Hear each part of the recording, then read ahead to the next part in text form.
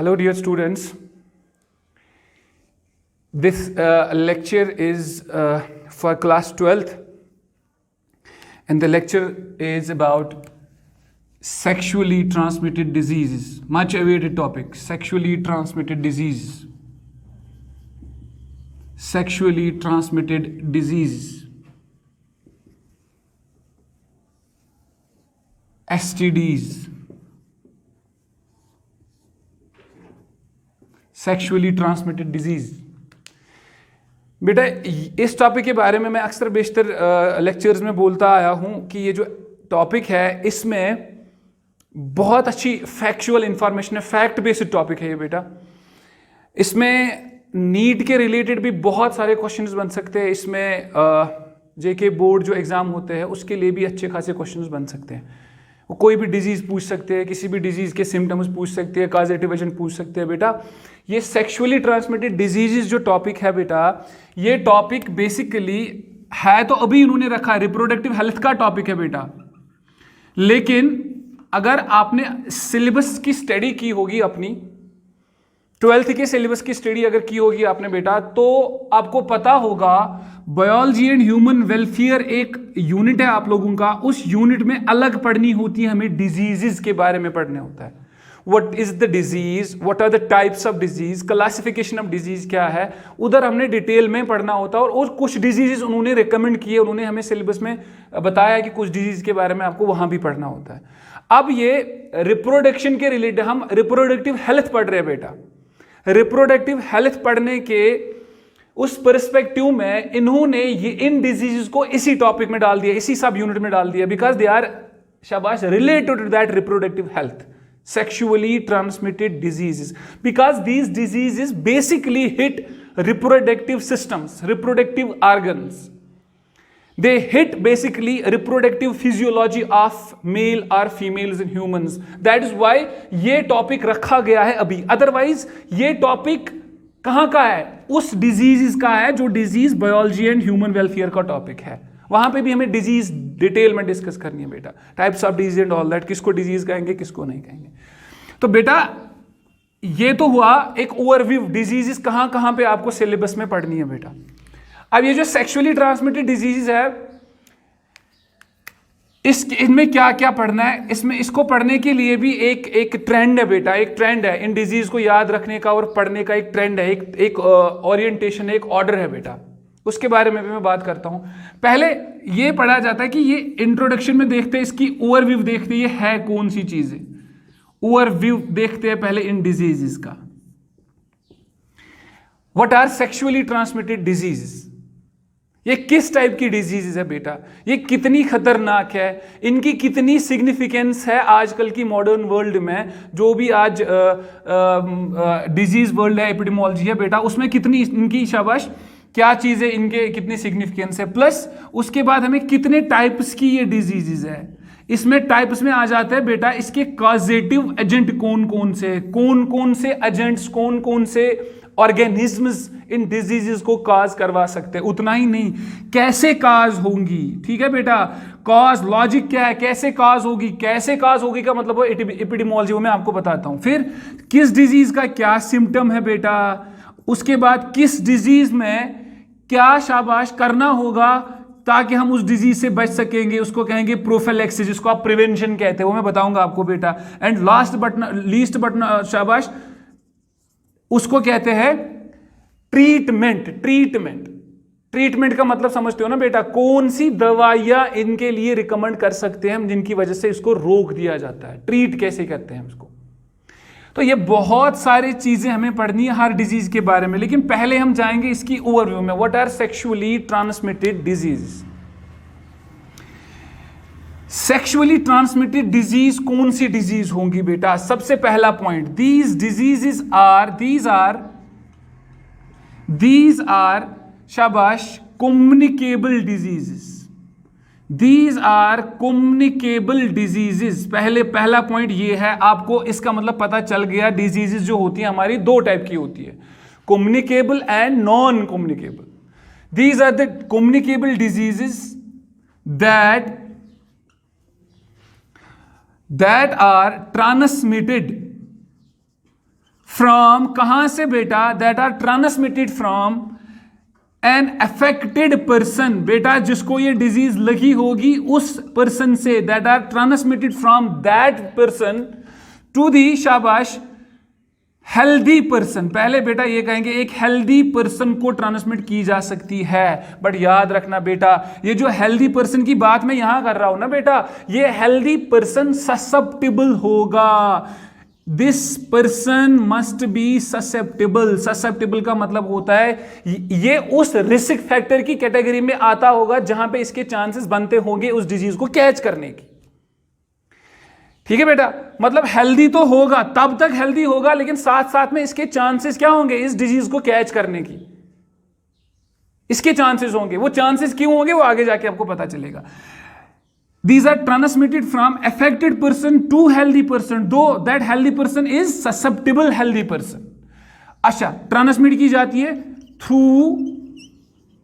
Through unprotected, ऐसे कहेंगे हम, थ्रू अनप्रोटेक्टेड, शाबाश, sexual route, through unprotected sexual route, through unprotected sexual route, unprotected sexual route या routes, अभी कहेंगे सेक्सुअल रूट्स, या आप किताबों में ऐसे भी लिखा हुआ देखेंगे बेटा, these are the diseases which are transmitted from affected person to a normal person that is susceptible through sexual intercourse, through sexual means, through sexual route.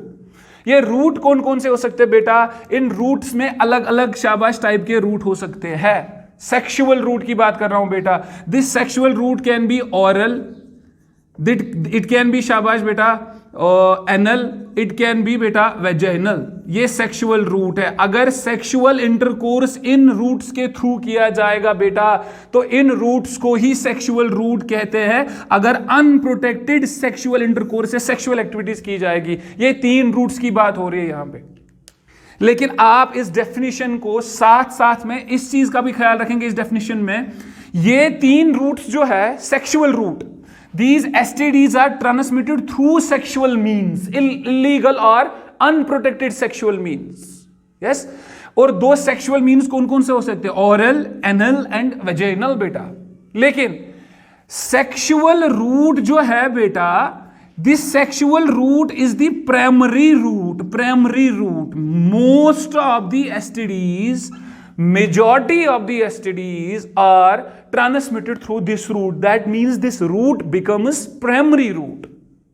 ठीक है, दो याद रखना बेटा, ये सेक्सुअल इंटरकोर्स जो है it is primary route. Primary means तो सेक्सुअल मीन्स ही है, लेकिन बेटा कभी कभार सेकेंडरी रूट्स भी हो सकते हैं, सेकेंडरी मीन्स भी हो सकते हैं बेटा इन डिजीजेस को ट्रांसमिट कराने के लिए, बट वो रेयर केसेस है। क्या बेटा, वो आपको पता है, अगर हम टॉवेल्स यूज कर सकते हैं, अगर हम अंडरगारमेंट्स यूज करेंगे, अगर हम सोप्स वगैरह यूज करेंगे बेटा, तो ये जो चीजें हुई ना ये ऑब्जेक्ट्स हो गए।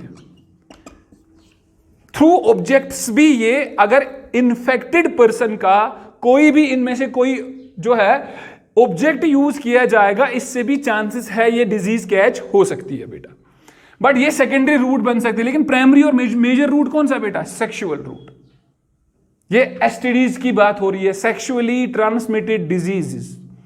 These are communicable diseases that transmit from one person to another person, or we can say from infected person to a healthy susceptible person through sexual means, and those sexual means can be oral, anal, vaginal, and sometimes through other objects, through other means. ये rare है, लग सकती है disease. ठीक है बेटा, ये STDs की बात हो रही है, कम्युनिकेबल है, अफेक्टेड पर्सन से हेल्दी ससेप्टेबल पर्सन पे जाएगी थ्रू अनप्रोटेक्टेड सेक्सुअल मीन्स। ठीक है बेटा, दूसरा पॉइंट इनका, दूसरा पॉइंट जो है, the second point is these diseases, कौन सी, एसटीडीज आर, शाबाश, ऑल्सो नोन एज, शाबाश, silent infections. Silent diseases are silent infections. These are commonly known as silent diseases are silent infections. बेटा ये साइलेंट डिजीजेस और silent infections क्यों, वो मैं बताता हूं। साइलेंट डिजीजेस क्यों कहते हैं, साइलेंट इन्फेक्शंस क्यों कहते हैं, इनसे कभी कभार इनकी जो अगर इनसे किसी को डेथ हुई वो साइलेंट डेथ भी कहलाती है। बिकॉज ये जो डिजीजेस है, most of these STDs in earlier stages never ever शाबाश शो एनी सिम्टम।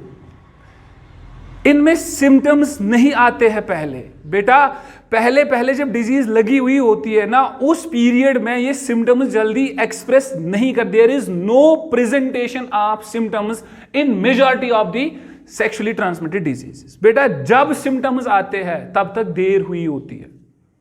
ये साइलेंटली अपना काम बॉडी के अंदर करते हैं, उस रिप्रोडक्टिव सिस्टम्स के अंदर करते हैं। बेटा जब इनके सिम्टोमेटिक स्टेज आती है, प्रेजेंटेशन ऑफ सिम्टम्स की स्टेज आती है, तब तक इन्होंने अच्छी खासी तबाही की होती है अंदर, इसलिए इनको कहते हैं साइलेंट इन्फेक्शंस।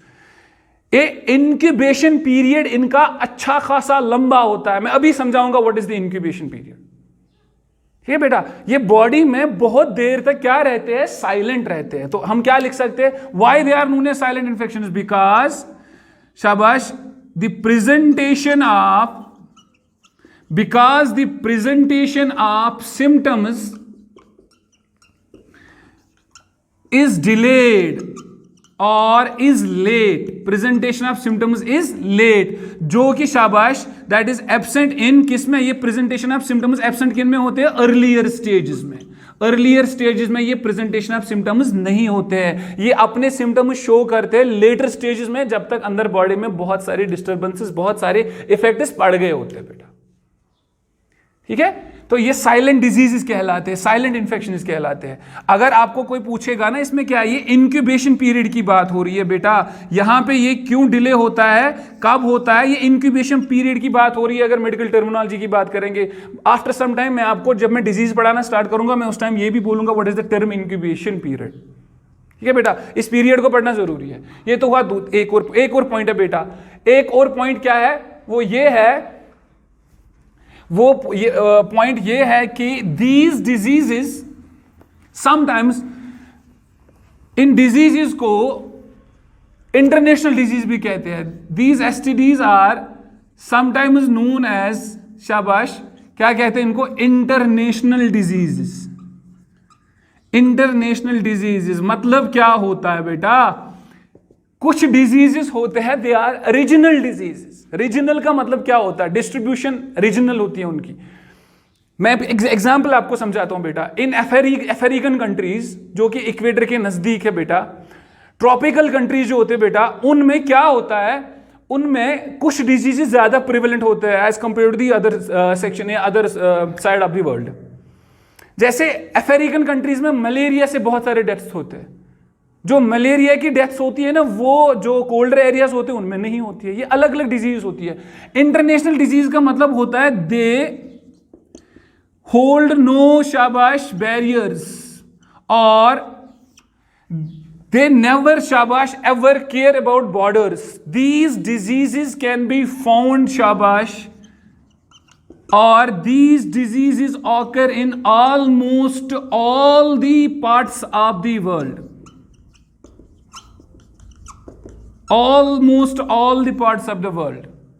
ये हर एक कंट्री में पहुंच सकती है, हर एक कंट्री के लोगों में हो सकती है। इनमें कोई भी बॉर्डर्स का कोई इशू नहीं है, रीजनल का कोई इशू नहीं है, जो टेम्परेचर रिलेटेड है या बाकी चीजें हैं, ऐसा कुछ नहीं है। इनको कभी कभार इंटरनेशनल डिजीज भी कहते हैं। और आपको पता है एसटीडीज को कभी कभार क्या, इनको वेनरल डिजीज भी कहते हैं। मेडिकल टर्मिनोलॉजी में तो यही टर्म है, वेनरल डिजीजेस, मतलब those diseases which occur through unprotected sexual route, sexual means. ठीक है बेटा, तो उनको वेनरल कहते हैं, वेनरल डिजीजेस भी इनको कभी कभार कहते हैं। तो इसके बाद ये जो डिजीजेस है, एसटीडीज जो जिसकी बात मैं कर रहा हूं, इन डिजीजेस में एक बात देखी गई है कि ये जो डिजीजेस है एसटीडीज, ये बेहतर है इनको शाबाश प्रिवेंट करना। इनको ट्रीट करने से अच्छा देखा गया है, ट्रीट करने से बेटर है कि इनको प्रिवेंट किया जाए, इनको रोक दिया जाए।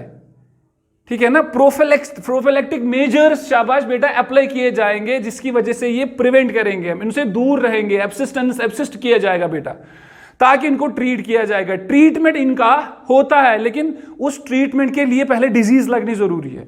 तो ज्यादा थ्रस्ट किस पे क्या किया जाता है कि डिजीज ना लगे, प्रिवेंशन ही हो, बेहतर प्रिवेंशन ही है। और ये जो सेक्सुअली ट्रांसमिटेड डिजीज है शाबाश, they hit these diseases, these STDs hit शाबाश रिप्रोडक्टिव, इनका मेजर इफेक्ट कह रहा हूं, STDs have their effect on reproductive structures, और you can say reproductive systems, और you can say reproductive organs of the body of both males as well as females बेटा, दोनों के रिप्रोडक्टिव स्ट्रक्चर्स पे ये मेजर इफेक्ट इनका होता है। ठीक है बेटा, मेजॉरिटी में रिप्रोडक्टिव इफेक्ट जो इनका इफेक्ट होता है वो रिप्रोडक्टिव फिजियोलॉजी पे भी होता है, रिप्रोडक्टिव के इन स्ट्रक्चर्स पे ही होता है, बट ये बेटा ये भी इनका प्राइमरी इफेक्ट होता है। अब बेटा कभी कभार इनका इफेक्ट सेकेंडरी इफेक्ट आ जाएगा, जो अदर देन शाबाश किन पे, अदर देन रिप्रोडक्टिव ऑर्गन्स, मतलब बॉडी के अदर ऑर्गन्स में भी, अदर सिस्टम्स पे भी पड़ सकता है, बॉडी के other organs and other systems पे भी पड़ सकता है एज सेकेंडरी इफेक्ट। जरूरी नहीं है कि वो बैक्टीरिया, वो वायरस, वो फंगस, वो प्रोटोजोन, जितने भी डिजीज काज करने वाले ऑर्गेनिजम्स है, ये जरूरी नहीं है वो सिर्फ रिप्रोडक्टिव सिस्टम्स पे ही इफेक्ट करेंगे। हाँ, उन पे तो इफेक्ट करना ही करना है। जब ये रिप्रोडक्टिव स्ट्रक्चर्स पे इफेक्ट करेंगे, उसके बाद ये अदर ऑर्गन्स में भी मूव कर सकते हैं, ये यहां भी स्प्रेड हो सकते हैं बेटा। तो ये उनका कौन सा इफेक्ट होगा, सेकेंडरी इफेक्ट। बेटा ये ब्लड से जाके ब्रेन तक भी पहुंच सकते हैं बेटा, ये अर्थराइटिस भी काज कर सकते हैं, ये आईज में ब्लाइंडनेस भी काज कर सकते हैं। मगर स्टार्ट कहां से कहानी होती है, हमेशा रिप्रोडक्टिव स्ट्रक्चर से, क्योंकि रूट कौन सा इनका बेटा, सेक्सुअल रूट अगर है तो कहानी स्टार्ट किन से होगी, रिप्रोडक्टिव सिस्टम्स, रिप्रोडक्टिव ऑर्गन से ही कहानी स्टार्ट होगी। तो इसका खास ख्याल रखना। तो इनका जो इफेक्ट है, प्राइमरी इफेक्ट जो होता है that is on reproductive structures and secondary effect is on another organs बेटा, अदर सिस्टम्स, अदर ऑर्गन्स। ये हुए सेक्सुअली ट्रांसमिटेड डिजीज की बात बेटा, वेनेरल डिजीज की बात बेटा। अब जो है इन डिजीजेस कितने पढ़ने हमें, डिजीजेस कौन कौन से कॉजेटिव एजेंट्स है वो भी देखा जाएगा बेटा। इनमें अगर हम देखा जाएगा बेटा, these sexually transmitted diseases are discussed on the basis of their causative agents। बड़ा सिंपलीफाई करके पढ़ेंगे हम यहां पे, on the basis of their causative agents। The causative agent can be bacterium, the causative agent can be virus, the causative agent can be fungus, the causative agent can be बेटा any protozoan। ठीक है, तो accordingly हम पढ़ेंगे these STDs are शाबाश classified or categorized as बेटा शाबाश, number 1 will be bacterial STDs, bacterial STDs बेटा। number 2 they will be viral STDs or STDs caused by viruses, and third will be बेटा fungal STDs, and the last one will be protozoan STDs caused by protozoans। ये important है बेटा, very important. Bacterial STDs, viral STDs, virus की STDs, fungus की STDs और protozoan की STDs, हर एक में हम कम से कम पढ़ेंगे, एक एक रिप्रेजेंटेशन के लिए एक एक एग्जाम्पल पढ़ेंगे। बैक्टीरिया में जो सबसे इंपॉर्टेंट एग्जाम्पल है बेटा, कौन कौन, पहले वो देखेंगे ना नटशेल में, फिर एक एक करके इनको पढ़ेंगे। बैक्टीरियल एसटीडीज में जो सबसे इंपॉर्टेंट है दैट इज क्लामाइडियोसिस। क्लामाइडियोसिस बेटा, क्लामाइडियोसिस जो है ये एक बैक्टीरियल डिजीज है बेटा। दूसरी डिजीज जो हम पढ़ेंगे, इसमें पढ़ेंगे गोनोरिया बेटा, गोनोरिया पढ़ना जरूरी है, ये सबसे इंपॉर्टेंट बैक्टीरियल एसटीडीज है। And the last one is syphilis, syphilis या साइफिलिस प्रोनाउंसिएशन डिफरेंट है, साइफिलिस और सिफिलिस, दो में से कुछ भी पढ़ सकते हो प्रोनाउंसिएशन में बेटा। साइफिलिस और सिफिलिस ये 3 बैक्टीरियल में इंपॉर्टेंट बैक्टीरियल एसटीडीज है। इनकी अबेंडेंस सबसे ज्यादा देखी गई है अलॉन्ग विद दैट जो एड्स अभी पढ़ना है वायरस में, ठीक है बेटा। तो अब जो आएंगे हम इसमें वायरस में क्या क्या पढ़ना है, वायरल एसटीडीज में कौन कौन सी पढ़नी है आपको तो पता है, AIDS acquired immuno deficiency syndrome AIDS बेटा। उसके बाद जो पढ़ना है that will be genital wart disease बेटा। एक है herpes disease, genital herpes disease बेटा, वो भी पढ़ेंगे हम, ये क्या होता है, ये सारे वायरल है। हर्पीज, जेनिटल वाट्स डब्ल्यू से है बेटा, एंड द लास्ट जो इसकी है वायरस की बेटा that is hepatitis B, hepatitis, शाबाश, B virus, hepatitis B virus बेटा। ये जो हेपेटाइटिस बी है ना, ये आपने नाम सुना होगा। ये हेपेटाइटिस बी जो है, हम लोग हेपेटाइटिस की बात करते हैं तो वाटर बॉर्न डिजीज याद आती है, वाटर बॉर्न डिजीज। सर इसको क्या लेना देना है एसटीडी से बेटा? यस, ये वाटर बॉर्न डिजीज भी है, लेकिन ये सेक्सुअल रूट से भी हो सकती है। ये हेपेटाइटिस, ये वायरस बहुत सारे रूट्स देखता है बॉडी के अंदर जाने के लिए। अगर इसको water borne through oral route नहीं मिलेगा तो ये सेक्सुअल रूट के थ्रू भी जा सकता है। वो हेपेटाइटिस 2 तरीके की डिजीज है, ये एसटीडी की कैटेगरी में भी आ सकती है, हेपेटाइटिस बी वायरस। इसके बारे में भी मैं आपको पढ़ाऊंगा बेटा। एड्स पढ़ना है, जेनिटल वाट्स पढ़ना है, जेनिटल हर्पीज की डिजीज पढ़नी है, हेपेटाइटिस बी वायरस की डिजीज पढ़नी है, हेपेटाइटिस एज एसटीडी बेटा, ठीक है। तो इसके बाद फंगल डिजीज आ जाती है। फंगल डिजीज में क्या पढ़ेंगे हम बेटा? इसमें आपको एक कॉमन से डिजीज है, वो सिर्फ रिप्रोडक्टिव ऑर्गन्स में नहीं होती, वो स्किन पे भी अक्सर बहुत सारी जगहों पे होती है। उसको हम कहते हैं कैंडिडिएसिस, वेजाइनल कैंडिडिएसिस बेटा। आपने ये कैंडिडिएसिस बहुत बार देखी होगी, ये कभी कभार गर्दन पे भी निकलती है, जब वो सफेद वो हेक्सागोनल पैचेस पड़ जाते हैं। उसके बाद कैंडिड टीवी का एक ट्यूब दिया जाता है और शैम्पू दिया जाता है बेटा, वो तब होगी अगर अदर ऑर्गन्स पे है। अगर ये वेजाइना में हुई तो उसको उस टाइम नाम पूरा दिया जाता है वेजाइनल कैंडिडिएसिस। वो एक फंगल डिजीज है, उस फंगस का नाम भी हम जानेंगे, उसको कहते हैं फंगल एसटीडी कैंडिडिएसिस। पूरा अगर लिखेंगे तो वेजाइनल कैंडिडिएसिस। कैंडिड एल्बा बेटा मैं पढ़ाऊंगा आपको वो कौन सा फंगस है। और प्रोटोजोवन डिजीज में कौन सी है? एक डिजीज है उसको कहते हैं ट्राइकोसोमिएसिस, ट्राइकोसोमिएसिस, MIASIS, ट्राइकोसोमिएसिस बेटा। ये हमें इसमें पढ़नी है प्रोटोजोवन एसटीडी में, ये भी एज एसटीडी ही पढ़नी है। ये जो ट्राइकोसोमिएसिस है, जो इसका काजेटिव एजेंट है ना बेटा, वो बहुत सारी अलग जगहों पे भी रहता है, लेकिन उसकी एक स्पीशीज कहाँ रहती है? फीमेल रिप्रोडक्टिव ट्रैक्ट में। उस डिजीज को ट्राइकोसोमिएसिस कहते हैं बेटा। ये जरूरी नहीं ये प्रोटोजोवन जिसकी मैं बात कर रहा हूं ना यहाँ पे, ये प्रोटोजोवन बहुत सारी अदर ऑर्गन्स में भी रहता है, लेकिन उसकी एक स्पीशीज कहाँ प्रेफर करती है रहना? Reproductive tract of females. That is why this is discussed under STDs बेटा।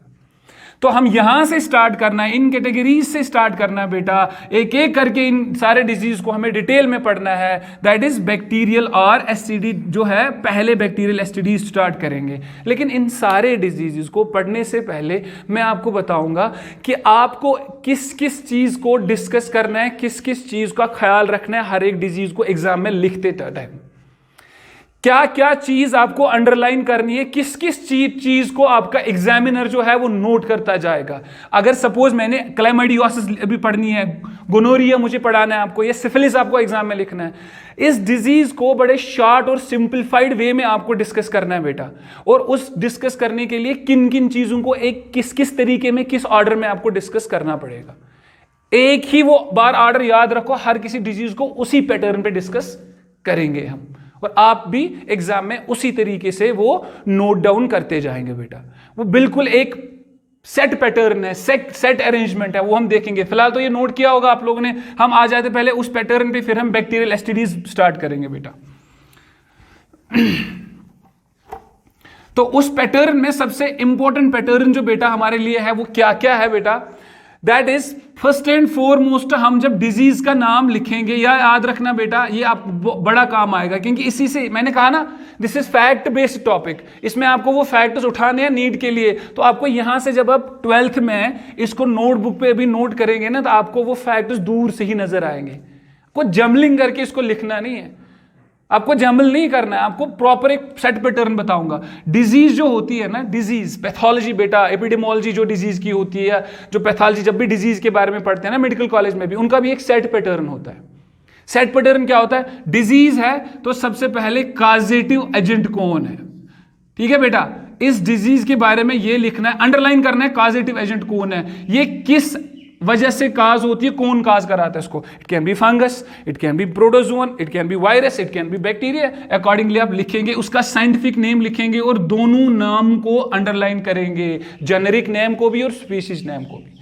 अगर डिजीज के बारे में और कुछ जानते हो, commonly known as, also known as, वो पहली लाइन में आप लिखेंगे, दैट इज योर चॉइस, कितना जानते हो डिजीज के बारे में। अगर डिजीज के बारे में ओवरव्यू या इंट्रोडक्शन में कुछ नहीं लिखना है, तो डायरेक्टली आ जाना है कॉजेटिव एजेंट पे और उसको अंडरलाइन करना है, तो कॉजेटिव एजेंट को एक लाइन में लिखना है। ये आपका फैक्ट बेस्ड की बात कर रहा हूं, एक it is caused by dash dash and dash dash, ठीक है बेटा, अच्छे से। दूसरा पॉइंट इज हर किसी डिजीज का, कहीं से भी पढ़ लो, एसटीडी से बाहर भी डिजीज पढ़ लो, यही कहानी है। दूसरा पॉइंट आ जाता है कॉजेटिव एजेंट के बाद बेटा, इस कॉजेटिव एजेंट के बाद आता है रूट, कैसे काज हुई, एपिडेमियोलॉजी बेटा।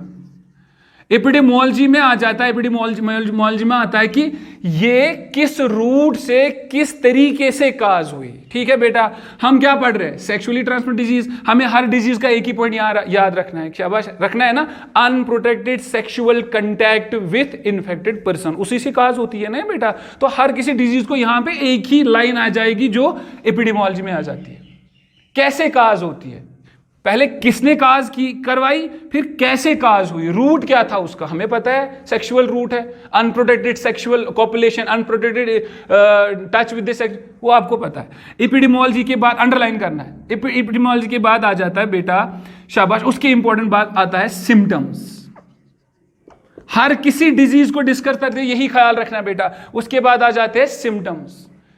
जब सिम्टम्स आएंगे तो कैसे पहचानेंगे एक इन्फेक्टेड पर्सन की मुझ में एसटीडी हुई है, क्या क्या सिम्टम्स आते हैं, वो सिम्टम्स भी दास्तान याद नहीं रखना है, कुछ लिमिटेड पॉइंट वाइज सिम्टम्स याद रखने हैं, पॉइंट वाइज, उन्हीं पॉइंट वाइज को एक दो पॉइंट्स में सिम्टम्स में लिखना है। कितने हुए बेटा? डिजीज, उसकी ओवरव्यू अगर आती है तो ठीक, कॉजेटिव एजेंट क्या है, एपिडेमियोलॉजी क्या है, सिम्टम्स क्या है, उसके बाद प्रिवेंटिव मेजर्स क्या है बेटा, how can you prevent, treat की बात नहीं कर रहा हूं, how can you prevent the disease. अगर आप कम्युनिटी में इसको बचाएंगे रोकने के लिए, आप उस कम्युनिटी में लोगों को क्या प्रिकॉशंस, क्या मेजर्स सजेस्ट करेंगे ताकि वो ये ना हो जाए, वो अपने आप को सेफगार्ड करेंगे, उसको कहते हैं प्रोफिलैक्सिस बेटा। क्या कहते हैं? प्रोफिलैक्सिस। प्रोफिलैक्सिस का मतलब होता है प्रिवेंशन, प्रिवेंटिव मेजर्स, ट्रीटमेंट नहीं, दवाई नहीं, प्रिवेंटिव मेजर्स। लाइक अगर ये सेक्सुअली ट्रांसमिटेड डिजीज है, क्या लिखना है बेटा कि प्रोस्टिट्यूशन रोक दो, ठीक है बेटा, ये लिखेंगे। होमोसेक्सुअलिटी को बंद करो, ठीक है, मोनोगेमी पे थ्रस्ट करो, एक ही शादी, एक ही पार्टनर के साथ सेक्सुअल एक्टिविटीज, ठीक है बेटा। यूज ऑफ कंट्रासेप्टिव, जो मैकेनिकल कंट्रासेप्टिव है, कॉन्डोम्स वगैरह, अनप्रोटेक्टेड सेक्स मत करो, सेक्सुअल हाइजीन रखो, या हर किसी आप एसटीडी में लिख सकते हो, हर जगह यहीं पे प्रोफिलैक्सिस में। मगर ये प्रोफिलैक्सिस अलग अलग डिजीज के लिए अलग अलग हो सकती है, एसटीडीज के लिए तो सेम होगी, वाटर बॉर्न डिजीज के लिए अलग होगा, ठीक है बेटा, मेटाबॉलिक डिसऑर्डर्स के लिए अलग होगा, सेम। अगर प्रोफिलैक्सिस पता चले तो उसके बाद लास्ट में आ जाता है उसका ट्रीटमेंट, किस दवाई से हो सकता है, कौन सी दवाइयां, कौन से ड्रग्स एप्लीकेबल है इस डिजीज के लिए। एक दो ड्रग्स का नाम याद रखना, मैं आपको वो आगे जाके हर डिजीज के बारे में बताता हूं। तो पहले मुझे बताओ क्या क्या सीखा आपने बेटा, डिजीज, उसका ओवरव्यू, फिर कॉजेटिव एजेंट, फिर epidemiology, symptoms, prophylaxis and treatment. यम गसन आसन मैंडेटरी कम से कम प्रेथ कुन डिजीज खातर, चाहे आप एसटीडी पढ़ रहे हो या नॉन एसटीडी डिजीज पढ़ रहे हो बेटा। ये पॉइंट्स आप अंडरलाइन एग्जाम में करते जाएंगे, इन्हीं से आपके नीट के भी पॉइंट्स निकलेंगे, क्योंकि ये सारा फैक्ट बेस्ड है। मगर अगर आप ज्यादा ही ज़हीन है, ज्यादा ही मेहनती है, तो आप एक पॉइंट और ऐड कर सकते हैं, इंक्यूबेशन पीरियड बेटा। हर किसी डिजीज में इन पॉइंट्स में भी एक पॉइंट और ऐड कर सकते हैं, इंक्यूबेशन पीरियड कहीं पे डाल सकते हो, तो इनमें से एक पॉइंट और ऐड होगा, इंक्यूबेशन पीरियड। जो कॉजेटिव एजेंट है, सपोज कोई ABCD किसी ने काज की डिजीज, इस ABCD वाले इस ऑर्गेनिज्म की इंक्यूबेशन पीरियड कितनी है, कितने डेज की इंक्यूबेशन पीरियड है, कितने वीक्स की इंक्यूबेशन पीरियड है। लेकिन सर हमें इंक्यूबेशन पीरियड भी पता नहीं है क्या है, वो मैं बताऊंगा ना बेटा। इंक्यूबेशन पीरियड किसको कहते हैं? It is the time period, incubation period is the time period between incubation period is the time period between, कहां से? between the exposure of organism to या ऐसे लिखेंगे, exposure of that person to that causative agent, exposure of that person, जिस person को disease लग रही है उस पर्सन का एक्सपोजर, जब वो एक्सपोज होगा किसको? To that causative agent. उस का मतलब जब वो काजेटिव एजेंट उसके अंदर आएगा, बॉडी के अंदर। एक्सपोजर का मतलब वही हुआ ना, उससे लेके वो टाइम पीरियड, यहां से लेके between, time period between the exposure of that person to that causative agent and the arrival of first symptoms, arrival of symptoms. Suppose कोई पर्सन है, उसके अंदर वो एक्सपोज हो गया बेटा। जैसे आज कोरोना की बात, कोविड की बात हो रही है, मैं उसी पे समझाऊंगा आपको। कोविड कब लगा, कोरोना कब लगा, कब उसको इन्फेक्शन लगा और कब सिम्टम्स आए। इन्फेक्शन लगने से लेके सिम्टम्स आने तक जो टाइम पीरियड होता है, उस टाइम पीरियड को उस ऑर्गेनिज्म का इंक्यूबेशन पीरियड कहते हैं। सपोज 4 दिन के बाद सिम्टम्स आते हैं कोविड में, ठीक है ना, 3 से लेके 4 दिन तक वो गले में दर्द वगैरह स्टार्ट होने लगता है। इसका मतलब होता है जब किसी को इन्फेक्शन हो जाएगा बेटा, जब किसी के अंदर कोरोना जाएगा बेटा वो वायरस, और 4 दिन तक कोई सिम्टम नहीं है, 4 दिनों के बाद सिम्टम निकला, तो इसका इंक्यूबेशन पीरियड कितना हुआ कोरोना वायरस का? 4 डेज। ठीक है बेटा, 4 दिनों में ही पता चल जाता है कि मुझे दर्द स्टार्ट होने लगा, लेकिन इन 4 दिनों में कोई सिम्टम नहीं आता। वो कौन सा पीरियड हुआ? Period from the exposure of that person to the causative agent and arrival of the symptom. तो एक्सपोजर से लेके सिम्टम आने तक का जो टाइम होता है उसको कहते हैं इंक्यूबेशन पीरियड। अब बेटा मुझे एक चीज बताइए आप लोग, अगर किसी कॉजेटिव एजेंट का इंक्यूबेशन पीरियड लंबा होगा, लंबा का मतलब क्या होता है? वो आएगा और लंबे टाइम तक, लॉन्ग ड्यूरेशन तक कोई सिम्टम नहीं होगा, तो बेटा क्या होगा? अंदर वो जितना देर रहेगा, बाहर बंदे को पता नहीं है मुझे अंदर डिजीज है, मुझे ये बैक्टीरिया लगा है, मुझे ये एसटीडी लगी है, अंदर वो अपना काम करता है, तो वो डेडली डिजीज बन सकती है ना। इसीलिए इनको साइलेंट इन्फेक्शंस कहते हैं, बिकॉज इन कॉजेटिव एजेंट्स को जो एसटीडीज के है ना, इनका इंक्यूबेशन पीरियड क्या होता है बेटा? लंबा, 3 हफ्ते भी होता है, 20 डेज, 15 डेज, पता भी नहीं चल रहा मुझे डिजीज हो गई है, जब तक अंदर तबाही होती है। इंक्यूबेशन पीरियड याद रखना, आप ऐड कर सकते हो इनमें से एक इंक्यूबेशन पीरियड, नहीं कर पाओगे, याद रखोगे तुम, मगर इनका रहना मैंडेटरी है। This are very important. क्या क्या? डिजीज का नाम, अगर डिजीज के बारे में कोई एडिशनल टर्म पता है तो नोट डाउन करोगे। कॉजेटिव एजेंट अंडरलाइन, यहां से कौन है? एपिडेमियोलॉजी अंडरलाइन, किस रूट से हो रहा है? सिम्टम्स कौन से है? प्रोफिलैक्सिस, प्रिवेंशन क्या है? एसटीजन छू कुनी प्रिवेंशन, एस्टिडीजन छू कुनी प्रिवेंशन थी, कुनी एपिडेमियोलॉजी थी, सेम बेटा, इनमें कोई डिफरेंस नहीं है, क्योंकि एपिडेमियोलॉजी मतलब होता है किस काज से, रूट कौन सा, रूट पता है आपको, सेक्सुअल मींस। प्रोफिलैक्सिस, जिससे एक रुकेगी, प्रिवेंट करेंगे, उससे सारे एसटीडीज रुक सकते हैं बेटा। तो यहाँ पे आपको ज्यादा मेहनत करनी नहीं पड़ेगी। ट्रीटमेंट में हर एक डिजीज का अपना अपना बताऊंगा कितनी एंटीबायोटिक्स काम करते हैं। आपने नाम सुना होगा, सेफ्ट्रेक्सोन, एम्पिसिलिन, क्लॉक्सिलिन, बेटा बहुत सारे ये है, पेनिसिलिन, वो सारे हम डिस्कस करेंगे जब हम एक एक करके उन कैटेगरीज को अब डिस्कस करेंगे। ये था एसटीडीज की इंट्रोडक्शन। अब हमें, आपको भी पता है, अब हमें क्या पढ़ने हैं? STDs caused by bacteria. उसमें मैंने कहा था 3 आते हैं बेटा, एक आती है गोनोरिया, साइफिलिसिस आती है बेटा, और क्या आता है बेटा? क्लैमाइडियोसिस। तो that will be our next topic बेटा। होप ये सारा समझ आया होगा and you are set to go through those diseases in detail.